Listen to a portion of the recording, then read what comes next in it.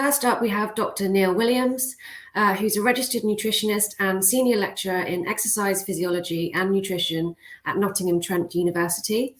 So Dr. Williams' current research focuses on the impact of dietary interventions on the gut microbiota in terms of respiratory health, athlete health, and also exercise performance. So I'll hand over to you, Neil. Excellent. Good afternoon, everyone. And thanks, Sophie, for the introductions. Thanks for joining me this afternoon for this talk. Thank you to obviously Bioimmuno and the Quadram Institute for the invite to talk today. It's been an excellent day so far, and hopefully I can add to that now. So we're going to obviously change tact ever so slightly now and move away a bit from sort of the clinical settings that we've seen so far today in the previous talks. And I'm going to be focusing on the athlete instead and more sort of specifically on how we can keep our athletes healthy and the importance of maybe some of these nutritional strategies that help target the gut microbiota to support athlete health overall. And so just to provide a quick sort of outline of what we're going to have a quick look at today in the next 30 minutes or so, then first of all, we're going to really discuss this sort of potential misconception as to whether athletes are or are not at greater risk of illness compared to the general public. So we'll focus on that first, really, to provide a little bit of background. And then from there, we'll then look to see whether, well, what does an athlete's gut microbiota look like? Does it differ again from different populations and individuals? And therefore, should we be looking to target it through dietary strategies to improve the health of our athletes? And the second part of my talk really is then looking at the current evidence base for the use of both probiotics and prebiotics to manage specific issues in athletes. So we'll look at the evidence base of probiotics for their trying to mitigate or reduce the risk of upper respiratory symptoms and upper respiratory tract infections. We'll look at exercise-induced asthma. So again, this is a commonly reported health condition amongst our elite level athletes and whether prebiotics can help to manage that. And we'll finish by then looking at some of the evidence of probiotics to help manage gastrointestinal symptoms in athletes as well. So yeah, that's a quick sort of outline of what we'll look at over the next 30 minutes or so.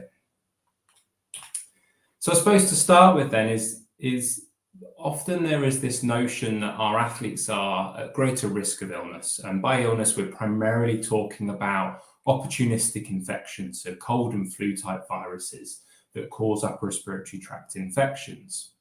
And really, this sort of came about back in 1994 from Neiman, who proposed, and I've already put a cross up there, but because you'll see where this is going, but they proposed this J-shaped curve whereby, okay, we understand and we appreciate that very sedentary individuals are often immunosuppressed or immunocompromised in some way, which is likely to therefore increase their risk of upper respiratory tract infections. And then as we increase our level of physical activity, we see an improvement in our tolerance to fight infection and to tolerate infection. And we see an improvement, therefore, in the functioning of the immune system. And that's what we see here with this sort of moderate level of physical activity or exercise workload, as they called it. But what they were suggesting back in the 90s was that if we then have a real sort of dramatic increase in exercise workload, so very high training loads, very high intensity exercise, those sort of associated with our more high-end professional and elite level athletes, that it could dramatically increase the risk of them contracting upper respiratory tract infections, leading to them, and the suggestion was that they were going to become immunocompromised in some way. But actually, when we look at the available evidence, even from the 90s and up to the modern day, there is really very, very little empirical evidence that suggests that our elite athletes experience more episodes of colds and flus and these upper respiratory symptoms than the general population. The evidence just isn't there for it. And sort of in line with that, in 2006, Malm suggested that maybe there's more of this S-shaped sort of relationship going on. And actually, we sort of supported this in 2018 by suggesting that within the elite athlete world, actually what we're more interested in is ensuring that our elite level athletes have a robust immune system that is capable of withstanding infection during periods of very high physiological and psychological stress. But actually the type of setting that we have within our elite level athletes, they're supported by a multidisciplinary team of specialists, whether that's nutritionists, physiologists, biomechanists, performance analysts, physiotherapists, the medical team behind them. With all of this available sort of supporting network, we may actually see a reduction in the risk of upper respiratory tract infections in the elite setting. And so I guess it's trying to, go back against this sort of more traditional concept that athletes are at greater risk. And it was something that I was taught when I was younger, but really there isn't the evidence for it to suggest that. And what actually is probably the more key problem here is that although athletes do not experience more URTIs than the general population, the evidence suggests that when an athlete does get an upper respiratory symptom, it seems to be clustering around periods that are really, really important for that athlete's career and that athlete's ability to either train or compete at the highest level. So we see the highest incident rates of upper respiratory symptoms during maybe intense training. So if there is a training camp or a sudden upturn in training load and volume in the build up to a competition, we see upper respiratory symptoms clustering around competition itself, and I'll present some evidence for that in a minute. But we also see increases in risk due to travel. So whether that is travel to a training camp or travel to competition. So the actual issue we have is trying to look after our athletes effectively during these periods of heightened physiological and psychological stress. And there is also greater risk that's apparent during the winter months as well. Now, the evidence of overall prevalence in Olympic athletes is quite nicely documented over the sort of Olympic cycles. And really, it's behind sort of musculoskeletal injuries. Respiratory, gastrointestinal illnesses are the second most common reason for an athlete to seek medical help during the summer or winter Olympic Games, with prevalence rates ranging from 5 to 8% of all athletes reporting some form of illness during that sort of 2-week Olympic period. And this is obviously really fundamental to them being able to perform at probably the pinnacle of their career. So again, it's trying to think about mitigation strategies to reduce the risk of these athletes presenting with illness during the most important time for them to compete. And a really nice study back in 2013 now this was a 3-year surveillance study of 322 Olympic athletes by Palmer Green et al. And they found that over that sort of 3-year surveillance period, 70% of illnesses that were reported would result in some time loss away from training.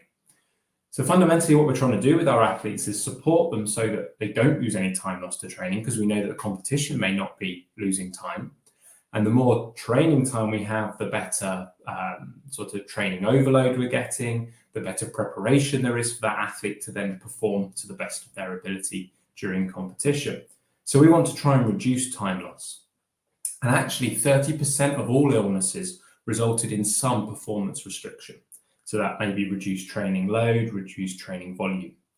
So really we want to think about, again, is looking after our athletes effectively so that we're not having this reduction in training load. And there is separate evidence, I've not got time to sort of present it all here, but there's separate evidence to suggest that on the world stage, so at World Championships and at the Olympic Games, bronze, silver and gold medalists report less days lost to training due to illness during a 4-year cycle compared to those that finish outside the medals. So we're talking about very fine margins here to get onto the podium, and actually just having a cold or flu period during that 4-year cycle and losing time to training could have a detrimental effect to competing on the biggest stage. And so there's a huge sort of momentum shift now in terms of thinking about how we look after our athletes.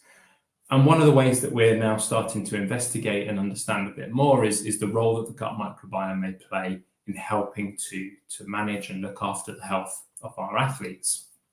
And we've had some excellent talks today, so I'm not going to go into lots of detail about the gut microbiome and why we may target it for athlete health, but we know that obviously it's fundamental to a number of factors that will be important for the athlete.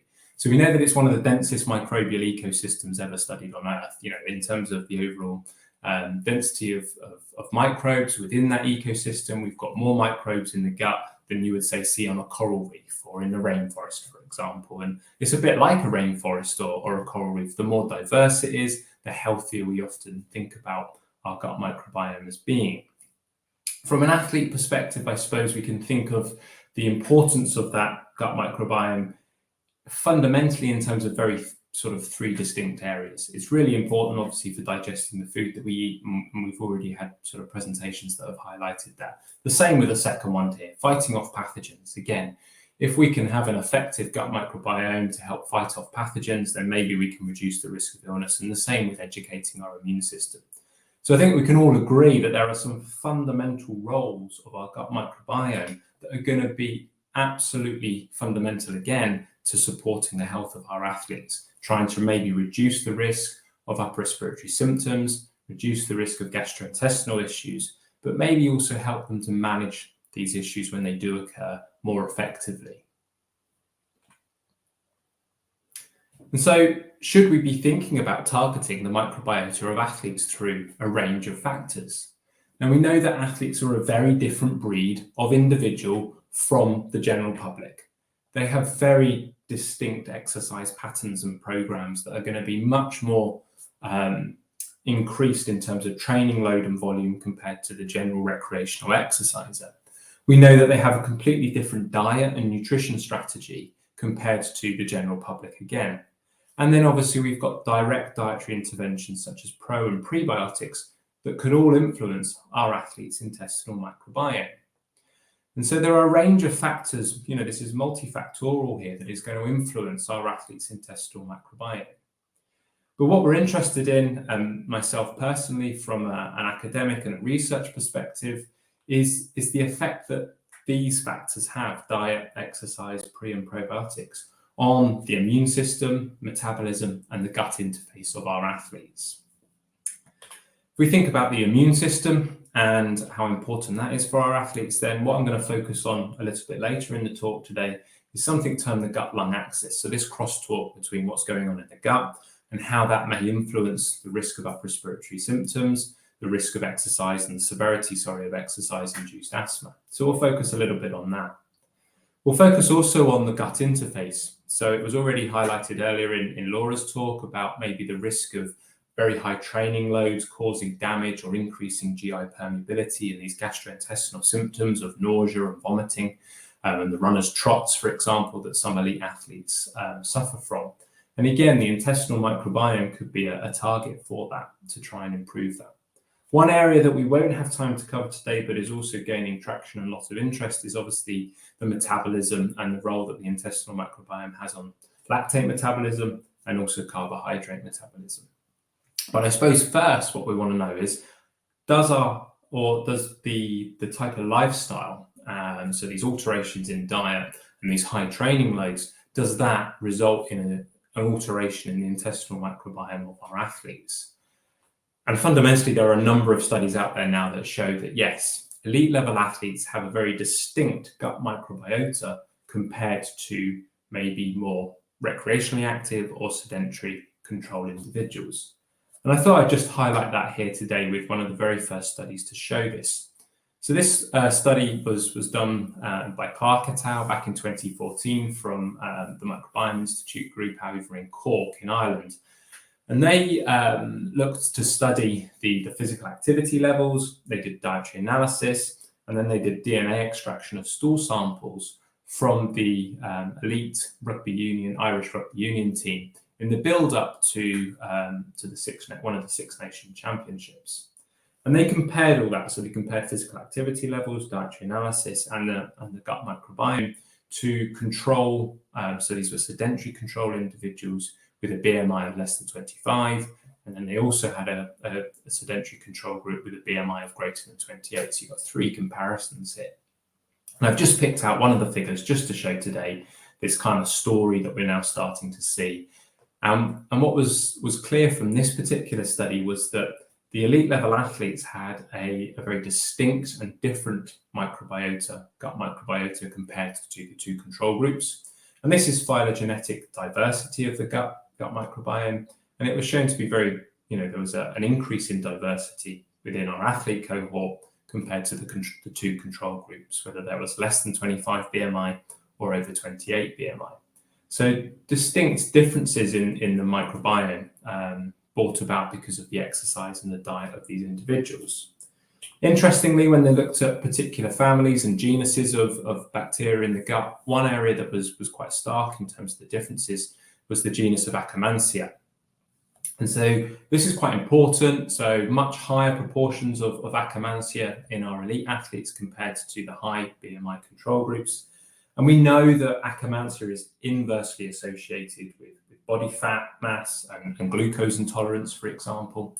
And so actually what we might be seeing here is the unique nature of being an athlete, being more physically active, having a different diet, is causing some of these beneficial effects on the gut to then have maybe a beneficial health effect as well. So, it highlights the importance of being physically active to have a health benefit, maybe via and being modulated via changes in gut microbiota.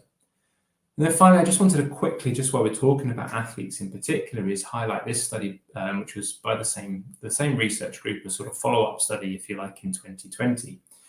And they looked to see if there was any differences in the type of athletes that you could study, and see if there was differences in the microbiome and metabolome between different types of athletes. And they actually saw very distinct microbiome compositions and metabolomes between subgroups of elite level athletes. And it's really interesting when we look at this particular figure, we've got differences in the microbiome, we get clustering of different types of sports and athletes.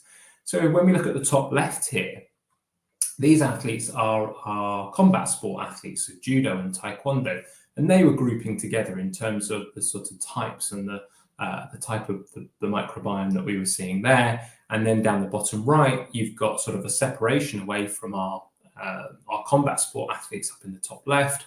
Bottom right, we've got our race walkers and our marathon runners, for example. So what this was showing was that the gut microbiome and metabolome differs across subgroups of elite level athletes. And when they did further analysis into it, they were showing that diet wasn't actually a direct driver for these differences. And actually it was maybe exercise type, so training load and the type of exercise that someone was doing, that was having the biggest contribution to altering both the microbiome and the gut metabolome between these two groups. Now, with both of these studies, we can't sort of go into lots of detail about causative factors for these separations, but it does show some nice, interesting evidence that an athlete's microbiome will differ very much from the general population. Now, what I'm going to move on to now for the second part of the talk really is how we then manipulating an athlete's gut microbiota to potentially enhance athlete health even further. So we know that being physically active is beneficial, but how else could we look to supplement them?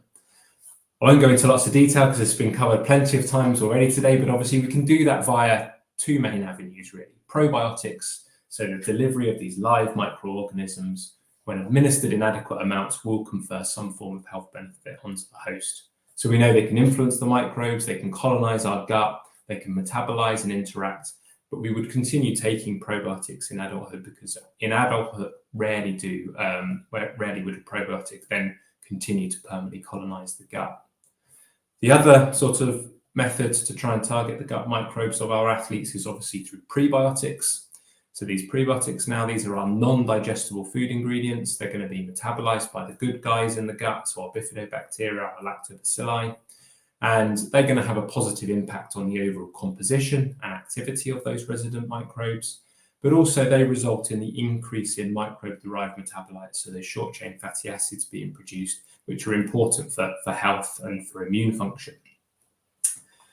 Now, the earliest sort of available evidence, if you like, and what's probably got the largest body of evidence behind it in terms of targeting the gut microbiota for athlete health is the use of probiotics and upper respiratory tract infections or upper respiratory symptoms.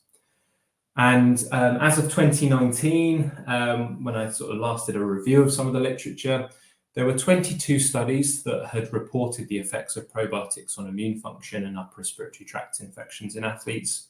And of those 22, around 14 are reporting significant improvements, whereas 8 are reporting sort of no benefit. And I just thought I'd pick out one of those, or a couple of those studies to highlight to you guys today. One of the largest studies to date was done back in 2014, and this study by West et al. Took 465 active individuals, so a nice large sample size here. They're all doing 6 hours of training per week, so sort of recreational and to higher level activity.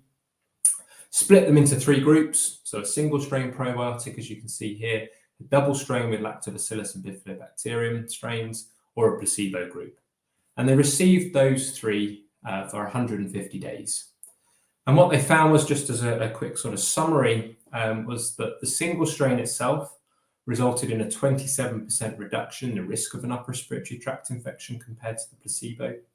But actually, when you looked at the number of days until an individual, an athlete, would first report an upper respiratory symptom, an illness episode, it was delayed by around 25 days. So it was actually quite an early onset of a potential protective mechanism of taking the probiotics that reduced the onset of the first illness.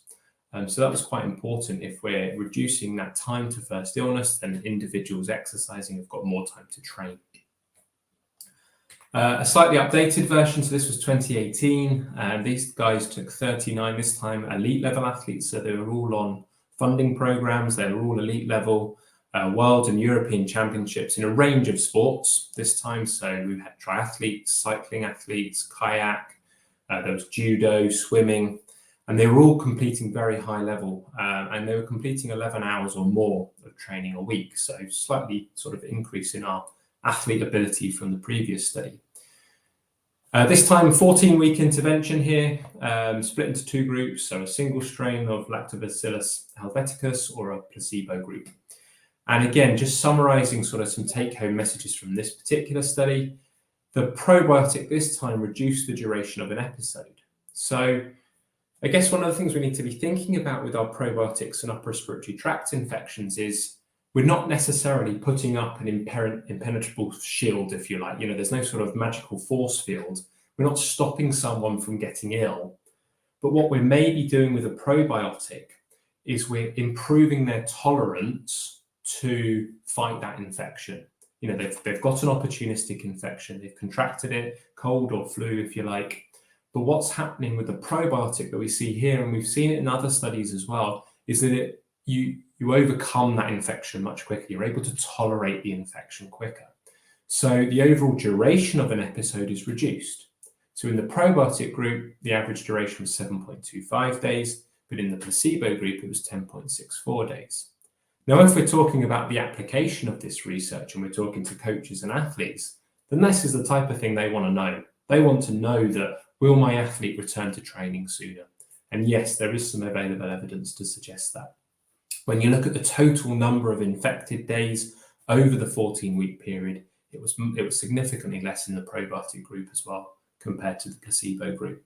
So there's emerging, there's a body of evidence emerging now to suggest that, return to play may be sooner following a probiotic intervention during the winter months, especially when there's a greater risk. And this has been supported by some review articles, so Cochrane review, so clinical review of all the available evidence in the general public, shows that with a probiotic, you can have a 47% reduction in risk of upper respiratory tract infections and a 2-day reduction in the length of an episode. And Pine et al. Back in 2015 now reviewed the available 8 studies that were available at the time. And they showed that 5 of the 8 studies showed that you could reduce the frequency of an episode and also the fewer days ill, again, due to illness. So David Pine and ourselves in 2018 as well have come up with some practical recommendations that might be useful for you guys to see today. So commence supplementation 14 days prior to travel, potentially, because we can't make any sort of species or strain specific recommendations yet. There's just no available evidence for that. So using a multi-strain probiotic, it needs to be a high viable cell count to make sure that you've got sort of increasing that likelihood of survivability and colonization, and then immunomodulation within the gut. So yeah, lots of positive evidence for probiotics and upper respiratory symptoms in athletes, definitely. Moving on to another area that's of interest of mine, and also from an athlete perspective, is asthma and exercise-induced asthma. So there's some facts across the top there within the UK about the number of admissions and how much we spend on treating asthma. But within our athlete population, we have a term called exercise-induced asthma. And this is where the airways narrow on the cessation of exercise, so primarily the bronchioles, so it's often termed exercise-induced bronchoconstriction. And it's one of the most commonly reported medical conditions amongst Olympic and Paralympic athletes. Adherence to medication is poor. It's sometimes ineffective in very specific cohorts of athletes, such as cross-country skiers, who report very high levels of exercise-induced asthma. And long-term medication can have side effects. So back in 2016 now, we were interested in looking at how prebiotics could be used as an adjunct treatment to try and help active individuals and athletes who had exercise-induced asthma. So we took 10 diagnosed asthma sufferers, all physically active, but they'd been diagnosed with asthma and exercise-induced asthma. We had 8 non-asthmatic, non-exercise-induced asthmatic controls, as that was our control cohort. And all of these individuals took part in a double-blind, randomized, placebo-controlled study. They entered the study on their normal diet, and then for 3 weeks, they would receive either the Biimmuno prebiotic of 5.5 grams a day dose, a 2-week washout, and cross over onto the placebo. And just going to sort of skip over some of this very quickly today. I realize it's a bit of a whistle-stop tour of some of this. But at day 0 and day 21 of the 2 interventions, we looked at lung function, we looked at blood markers of inflammation, and we did this pre and post a hyperventilation challenge. And this is termed eucapnic voluntary hypopnea. So this is a 6-minute dry gas challenge. In someone that has exercise-induced asthma, it results in airway narrowing. So it results in bronchoconstriction. And it's the challenge that we use in line with the International Olympic Committee's Medical Commission to diagnose athletes with exercise-induced asthma. So we did that challenge at day 0 and day 21. If an individual has a 10% reduction in lung function following this challenge, then that's diagnostic of exercise-induced asthma. So I just wanted to show you some of the evidence from this particular study. So on the y-axis here, this is our peak drop in lung function, in particular FEV1. So if this drops by 10% or more, then it's diagnostic of exercise-induced asthma. On the left, we've got our asthma group, and then we'll have our control group on the right. At day 0 and day 21 of our intervention, we see around a 20 to 30% reduction in lung function following that dry gas challenge. So they breathed for 6 minutes, hyperventilated for 6 minutes, mimicking the breathing rates of exercise. We've compared their lung function to baseline, and we've got significant levels of airway narrowing and bronchoconstriction, and their airways or their lung function has dropped off by around 20 to 30% now. If we compare that to day 0 of the prebiotic intervention, very similar, but then really significantly, after 3 weeks of receiving the prebiotic, we actually see a 40% reduction in this severity of bronchoconstriction here. So no longer are the airways narrowing as much, they're more open now. So we didn't get the same level of bronchoconstriction following that dry gas challenge after they'd received 3 weeks of the prebiotic. And this was supported by reductions in blood biomarkers associated with systemic inflammation and airway inflammation, so such as CRP and TNF-alpha. So that was really the first time that this had been shown, and athletes were actually perceiving the improvement, which is important if we think about adherence to interventions as well. And finally, I just wanted to sort of touch on one other area that we're interested in from targeting the gut microbiota to improve overall athlete health. And I know this was mentioned in one of the earlier talks as well about exercise causing GI issues.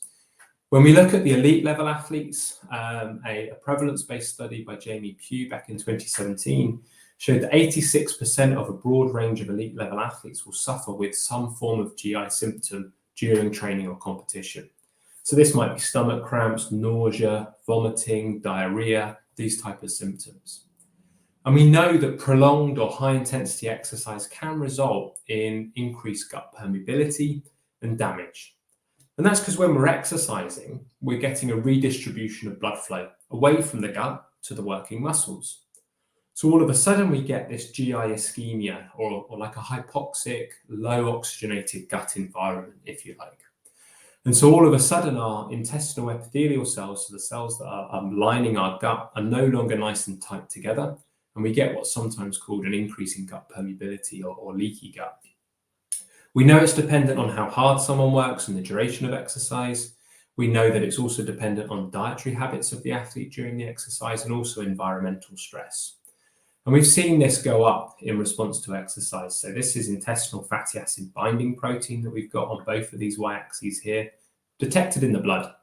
And it's a binding protein. It keeps our intestinal epithelial cells nice and tight together. If we're picking it up in the blood, it's no longer doing what it should be doing. And so we see an increase. It's very transient, but we see an increase in it in response to high intensity interval training that Jamie Pugh showed. And myself and colleagues at NTU have recently shown an increase in it in response to exercise at altitude as well. And so we know that environmental stress of heat and altitude can also exacerbate this gut damage. And so there's emerging evidence now and interest in seeing whether we could target the gut microbiota to try and strengthen maybe the mucosal lining and also strengthen the gut tissue itself to improve and reduce symptoms of permeability and damage. Now, historically, there's not a lot of clear evidence that probiotics can be an effective intervention for athletes' GI health. So when we look at 2007 study by Kokkonen et al. And then the 2013 studies, these are very limited. We haven't got a huge number of studies to date. And really, they didn't show any effect on GI symptoms. Back in 2019, Jamie Pugh did a really nice study, which was a 4-week multi-strain probiotic study. And they did show a reduction in GI symptoms in the 4 weeks prior to the marathon and in the last third of the marathon race itself. And Schreiber et al. Last year did a 3-month intervention in elite road cyclists, and they found a reduction in self-reported GI symptoms during training. So maybe some emerging evidence. I'm aware of time. I'm just going slightly over. I do apologize. But just to quickly highlight Jamie's study, they saw that during the 4-week period up to the marathon, so they used a multi-strain probiotic in half of their marathon runners, that those who were on the probiotic were reporting less severe symptoms. So the total number of GI scores was less in the probiotic group compared to the placebo group. And you can see that from what I've highlighted there. During the race itself, so during the marathon race itself, they did GI symptom scores. So the race was conducted on a 400-meter track, and these poor guys had to just keep going around for the whole marathon distance. And then when you split it into thirds, the overall distance into thirds, there was a significant increase in GI symptoms being reported in our placebo group, which is the open circles here, but the increase was not significant in the probiotic group. And that actually seemed to confer over to maybe some form of performance benefit, where so when you do it relative to the speed that the athletes were performing at in the first third of the marathon, there was a greater speed reduction in the placebo group, but there wasn't a significant speed reduction in the probiotic group. So maybe some performance benefit. And now, obviously, there is this whole idea of whether there is an ergogenic microbiome, so a microbiome that could enhance exercise performance, and whether pre and probiotics could be used to enhance exercise performance. And this is some potential sort of evidence that if we can look after our athletes and support the health, they're then going to perform better. So just to really conclude and wrap up quickly then is, I guess, where are we at? Can we work with our athletes effectively? Can we make recommendations? Well, there's definite evidence to suggest that we could clearly make a case for using probiotics to reduce upper respiratory symptoms and illness. And I say watch this space because hopefully we're about to soon be publishing some work looking at prebiotics as well, and upper respiratory and GI symptoms in elite level athletes. In terms of asthma and exercise-induced asthma, then we need a lot more clinical trials to support this. But again, maybe we could try and reduce airway inflammation in individuals and athletes, to reduce bronchoconstriction with prebiotics. And again, at this stage, just very emerging evidence of using a multi-strain probiotic may alleviate some GI symptoms associated with endurance exercise. I'm sorry for going a couple of minutes over. I hope you found that interesting. Yeah, thank you very much for listening, and I'll happily take any questions. Thank you, Neil. That was an absolutely fascinating talk. And don't worry, we have plenty of time for questions. So I'd like to start with just saying that I think it's absolutely wonderful to hear so much synergy between what you're telling us and that what the previous speakers this morning spoke about. So that's really nice for us to see the patterns in what people are saying today. I was just wondering, would you personally recommend a food first approach with probiotics and prebiotics, or to supplement directly? So I think, as sort of performance nutritionists in general, and when we think about supporting athletes through diet, we always think of a food first approach. Any form of sports supplement should be almost like the icing on the cake, really, of a more food first approach type pyramid, if you like. The issue we have, I suppose, is actually trying to get enough prebiotic or prebiotic fiber into the diet of an athlete is very, very tricky. So it does lend itself towards more using, a dietary supplement. And again, the same with probiotics. We can look at things like fermented foods and stuff, but again, it's very difficult to quantify, the type and the amount of probiotics that maybe an athlete may be ingesting. So again, we would maybe supplement in these cases, especially during the winter months, to try and enhance immunity of our athletes. Again, we have to be careful though of like contamination of supplements, and I'll just sort of make the statement here that we always need to think about using what's termed informed sport or informed choice. So this is a network, if you like, of supplements and products that are batch tested for banned contaminants, so that as performance nutritionists and individuals working with athletes, we know that they're taking a supplement that won't have any sort of contaminated products in it as well. So that's really important. Yes, I imagine so. I've got a question from Sophie here. She's wondering, how widespread is the use of probiotics and prebiotics in elite sport? Mm-hmm. And do you think that supplementation should be part of those elite athletes' everyday regime? Okay, yeah. So I don't know, I haven't got any figures to say, the overall prevalence of the number of elite level athletes taking pro and prebiotics, but there's definitely an uptrend in available evidence from the research base. There's more research groups looking at pro and prebiotics in an athlete setting, and there is definite commercialization and increase in commercial companies trying to associate, I suppose, their product with a very lucrative sports supplement market. So I guess, sort of gut feeling would be that, there are going to be more and more athletes taking these supplements, and it's our job as nutritionists, I suppose, to educate them effectively with the right products that have been batch tested and supported by science. And so at the moment, and I think we're often behind in the game a little bit. Quite often athletes may already be doing something, or a coach may have already told them to do something, and the academic sort of evidence base isn't quite there yet. So we sometimes playing catch up a little bit, perhaps, with some of it. But I think there is a definite uptrend in athletes using these products, and the research evidence will continue to grow, hopefully, to support the use of them. I've got a brilliant question from Molly on Discord.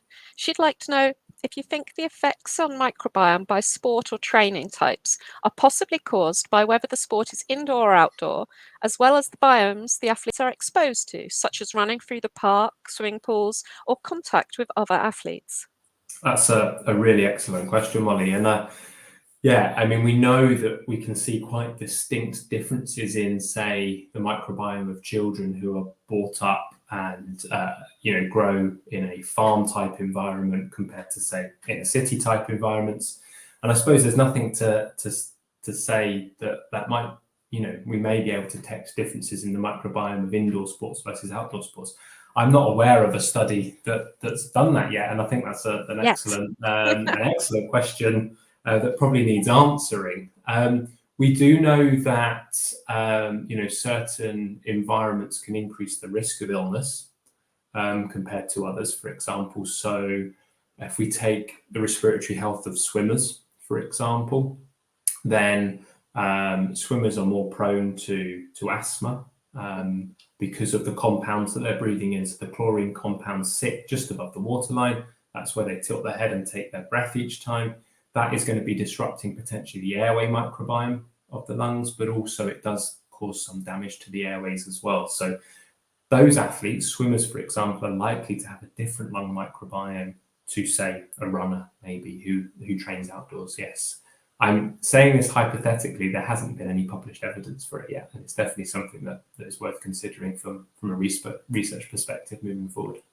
A great discussion point, and maybe some follow-on work. Yes. Yeah. So leading on from your comment on respiratory damage and asthma, I'd really like to know how might a prebiotic work to reduce the inflammation in the airway? Okay, that's a good question. In humans, I guess there's less clear mechanistic evidence, but in mice, we see some really interesting sorts of mice models whereby what we're doing, I suppose, with a prebiotic is we're feeding and we're increasing the growth and activity of beneficial microbes in the gut. And I'm trying to think of the sort of most simplistic way of quickly describing a very complex multifactorial mechanism that could be going on here. But one way of looking at it is a lot of our asthma type phenotypes are driven by what's termed Th2, so Th2 cells, and these are pro-inflammatory cells. And we have the sort of development of a naive T cells within say the bone marrow, and these travel through the lymphatic system, for example. They get to the gut, and a naive T cell is kind of hanging around in the gut, if you like, waiting to be told what to do. And actually the dendritic cell sampling, and I think this was mentioned in one of the earlier talks, sort of sampling the bacteria in the gut, then influences the differentiation of a naive T cell in the gut. And it can tell that T cell to become more regulatory, or it can tell it to become a Th2 cell, which causes more inflammation. Okay.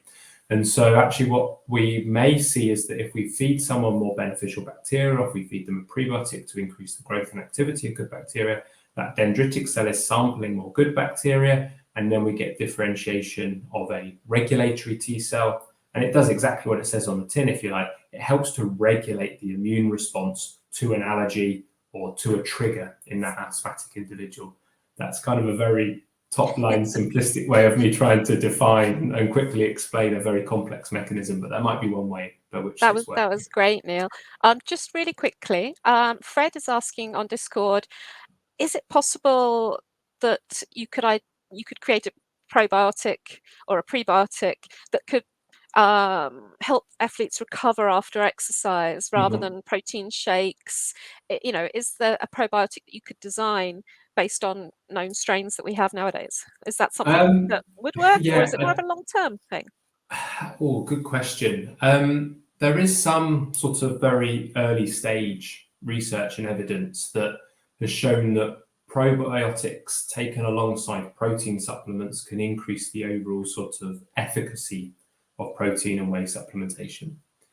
There's also some evidence, and there were some really interesting studies that were done, and they have their limitations, whereby they have isolated particular strains and species of bacteria from elite marathon runners. And they found particular types of bacteria that are really significantly involved in lactate metabolism. So that may help recovery, or it may help exercise performance.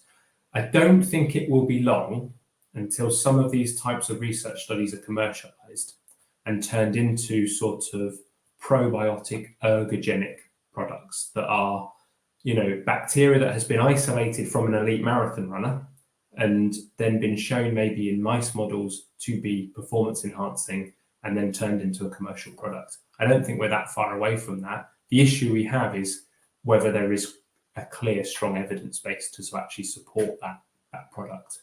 You Wow. probably don't yet, but yes. You heard it here those first. That's studies next like that. research topic, Yeah. everyone. Yeah. From Cam on Discord, if an athlete suffered a bout of diarrhea, would a period of probiotic supplementation be beneficial to help with the repopulation of bacteria? Yeah, I think similar to sort of, antibiotic-induced diarrhea, where certain types of probiotics are recommended alongside that, then yes, if an athlete is suffering from diarrhea, and it would be interesting and useful from a medical team's perspective, a nutritionist's perspective, working with that athlete to understand obviously what's caused that diarrhea. But yes, supplementing that particular athlete with a probiotic could potentially help repopulate the gut microbes, definitely. Brilliant. And I've got one from Kirsten, and she's asking, will elite athletes, even with poor diets, have a higher gut microbiota diversity compared to the general population? Ooh. Good question. I don't think we don't know the answer to that. There's not obviously any published literature that I can think of sat here today that would do that. And there is this thing with working with athletes, especially young athletes, about educating them effectively in good dietary practices. Whether being more physically active and the beneficial effect that has on the populations and the diversity of the gut microbes outweighs a poor diet or not, I don't know. I couldn't actually answer that yet, Kirsten, so I apologize. But yeah, I think really what we need to see in our athletes is actually this combined beneficial effect. They're more physically active. That's going to have a good effect on the gut microbes. And actually, if we educate them and support them effectively with good nutritional practices, then those two working together should have a real beneficial effect on the gut microbes, which in turn will support athlete health and then maybe enhance performance. And actually, Neil, that's a wonderful place to draw things to a close today. Will it be possible if you could share some of your slides with the live viewers today? Yes, I will. Yeah, they'll be available for them to look at. That's no problem. And if you have a couple of minutes, you might be able to pop onto Discord in case there's further questions. Yeah, I'll do that now. No problem. Oh, wonderful.